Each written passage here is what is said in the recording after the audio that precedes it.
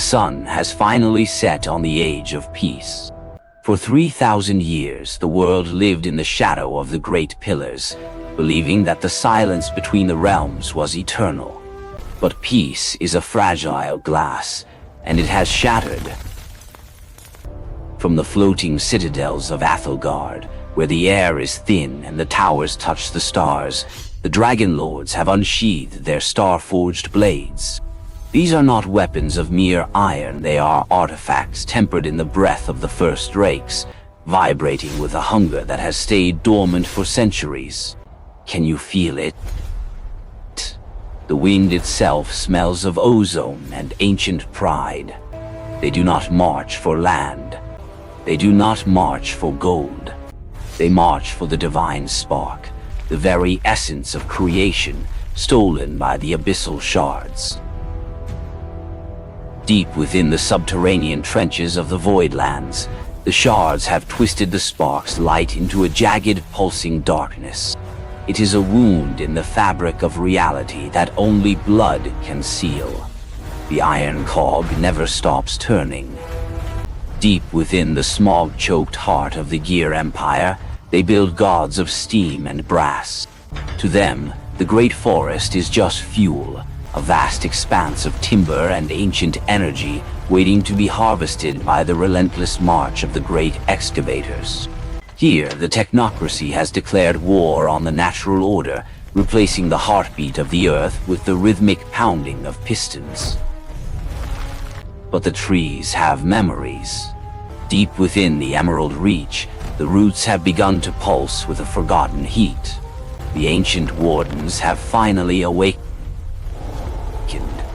They rise from the loam like mountains of moss and stone, their eyes glowing with the emerald fire of the first seed. When the grinding of gears meets the roar of the wild, only one will remain standing: progress or life. The choice was never ours to make. The world is reclaiming its own. They were buried for 1,000 years. But the sand remembers. The Shattered Dynasty has awakened beneath the glass deserts, their hollow armor filled with ancient curses. They seek the throne that was promised to them before the moon fell. No walls can stop them. No prayer can save you. The ghosts of the First Empire have returned to reclaim their world. From the shifting dunes of the Solstice Sea, the earth itself trembles as the sarcophagi of the Eternal Guard crack open. These are not creatures of flesh and bone, but echoes of a golden age that refuse to rot, bound together by the spite of a fallen star. The sky has turned a bruised violet, reflecting the balefire that burns within their empty visors. They do not march with the haste of the living, they march with the terrifying patience of the dead. Their commanders, the High Viziers of the Dust, weave spells of dehydration that turn entire rivers into salt. To face them is to face the thirst of an eon. The surface is a lie. For eons they watched from the crushing dark, listening to the heartbeat of the tides. Now the Trench-Lords have risen. Their armor is forged from abyssal pearls and the scales of forgotten leviathans.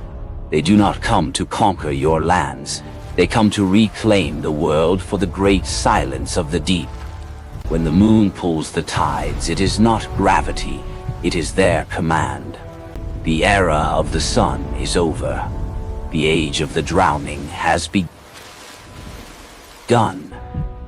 Their legions march in a rhythmic, terrifying unison, clad in plate mail that shimmers with the bioluminescence of the midnight zone.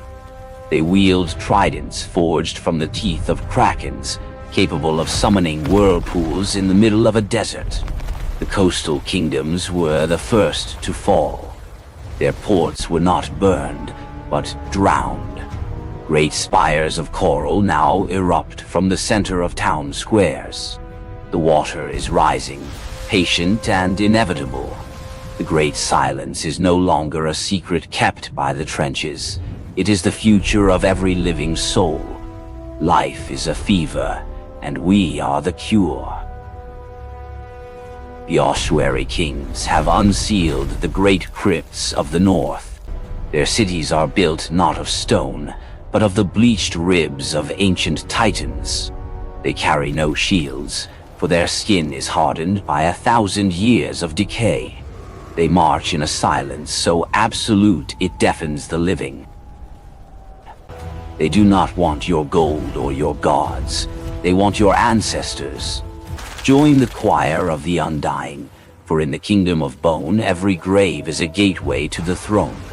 The wind over the frozen tundra no longer carries the scent of snow, but the dry, choking dust of pulverized marrow. At the head of the Valmenard are the rib golems, monstrosities stitched together from the remains of giants, their hollow chests glowing with a cold, necrotic frost. They do not use fire to conquer, they use the cold. A cold so deep it freezes the blood in the veins of the brave. Your fallen brothers are no longer yours. They are the newest citizens of the crypt. Welcome to the end of the pulse. Welcome to the throne of the Pale.